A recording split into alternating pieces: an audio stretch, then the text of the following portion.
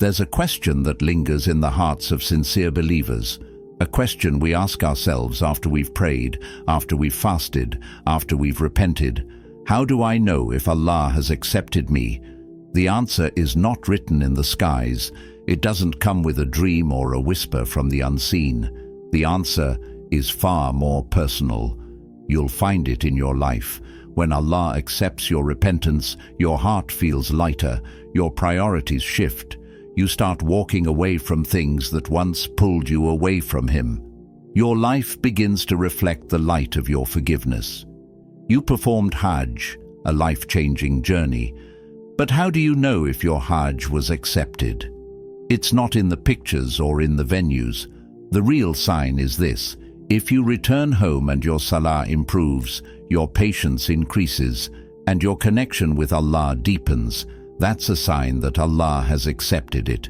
You fasted during Ramadan, you stood in prayer, you recited Quran, you begged for forgiveness. But how do you know your Ramadan was accepted?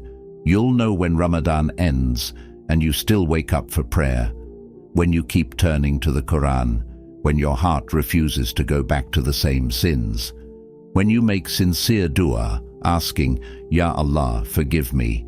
How can you tell if your plea was heard? When you notice that your heart is changing, when you give up the sin you've struggled with for years, when your habits improve, when your priorities shift. These are the signs that Allah accepted your plea. And sometimes that transformation comes through pain.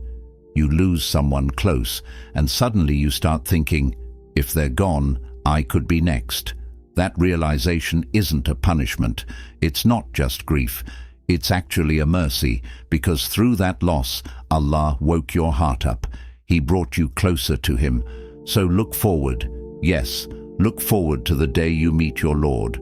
If you're praying, giving in charity, seeking forgiveness, and trying your best to keep your heart clean, then that day will be the most beautiful day of your life.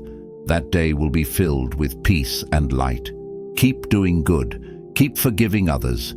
Keep purifying your heart from jealousy, hatred, and arrogance.